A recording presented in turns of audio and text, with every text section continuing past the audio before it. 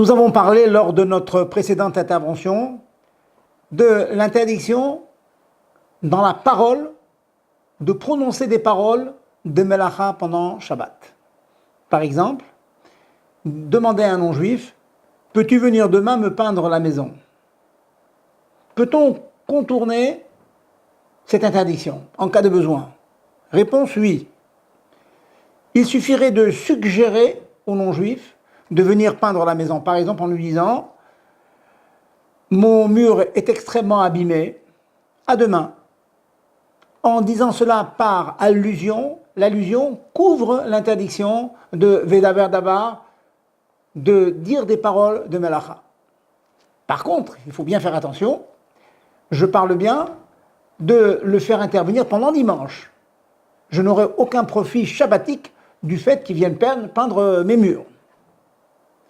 Par contre, si le non-juif venait pendant Shabbat m'allumer la lumière ou me cuire un aliment ou me chauffer de l'eau, même si je lui demandais par allusion, en disant par exemple la pièce est noire, je ne peux pas lire, eh bien, j'ai contourné, j'ai évacué l'interdiction de Vedaber Dabar de dire des paroles de Melacha, mais il reste la seconde interdiction dont nous avons parlé, à savoir de profiter d'une Melacha faite par un non-juif pour un juif. Donc, s'il venait allumer la lumière, je suis obligé de m'y opposer. Je ne peux pas le laisser la lumière à cause du deuxième interdiction, dans la mesure où il le fait pendant Shabbat. Eh bien, est-ce que cette interdiction peut être parfois contournée? Réponse, parfois oui.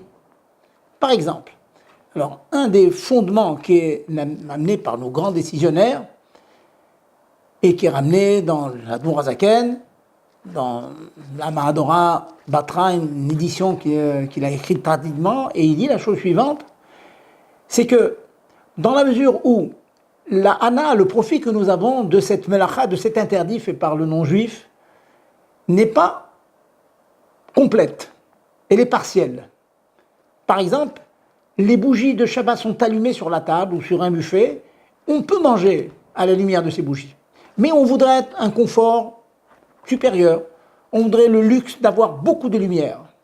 Dans ce cas-là, si le goy venait spontanément allumer les lumières, on le laisse, on n'y s'oppose pas. Pourquoi? Ce n'est pas une véritable hana, ce n'est pas un véritable profit, dans la mesure où de toute façon je pouvais manger à la lumière des bougies, il ne fait que rajouter une hana, ça s'appelle une tosefet hana, cela est permis. Donc, on arrive à un très joli résultat. Dans la mesure où il y a déjà des bougies allumées ou une petite lampe allumée dans ma salle à manger, grâce à laquelle nous pouvons circuler, nous pouvons manger dans la salle à manger.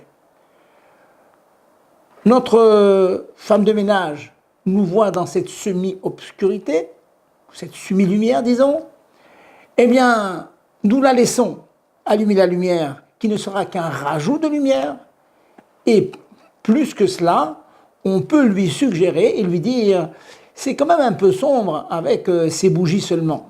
Et elle comprend que nous souhaitons qu'elle rajoute de la lumière. Dans ce cas-là, eh bien, nous aurons évité l'interdiction de dire des paroles de Melacha grâce à l'allusion, et nous avons contourné l'interdiction de profit de la Melacha dans la mesure où, certes, nous avons un profit, mais c'est un profit, comme je l'ai dit, de confort. Car de toute façon, je pouvais manger sur la table grâce aux bougies qui étaient déjà allumées. Et le fait que ce n'est qu'un confort, ce n'est qu'une semi-anaa, un semi-profit, l'interdiction de s'opposer à ce que le non-juif fait s'en va aussi. Donc nous avons évité les 3 issourim dont nous avons déjà parlé. Le premier issour, comme nous avons dit, c'est des paroles de Melacha. Le deuxième issour, c'est de profiter d'une Melacha. Troisième obligation, c'est de s'opposer à ce qu'il fait. Dans la mesure où nous avons qu'un confort, une tosefet anaa, un plus de profit, et que nous le demandons de manière allusive, eh bien, cela est permis. En deux mots, retenons que si vous êtes dans une salle qui est praticable, il y a une petite lumière, eh bien, nous pouvons allusionner à un non-juif que nous souhaiterions qu'il y ait davantage de lumière, et dans ce cas-là, on le laisse allumer. C'est quand même bien pratique, et ça aide dans beaucoup de circonstances.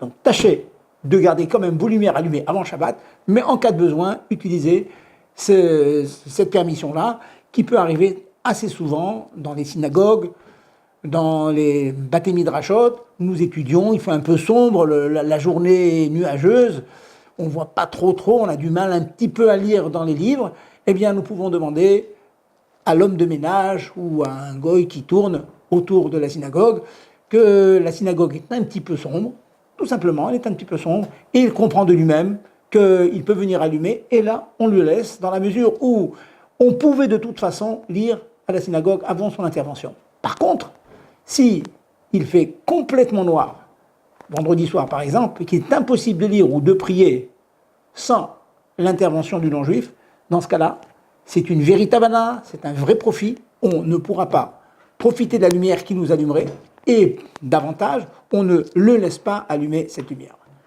Répétons ces choses-là plusieurs fois, en espérant que on puisse accomplir et être Mekayem Shabbat Kil Cheta pendant chaque Shabbat.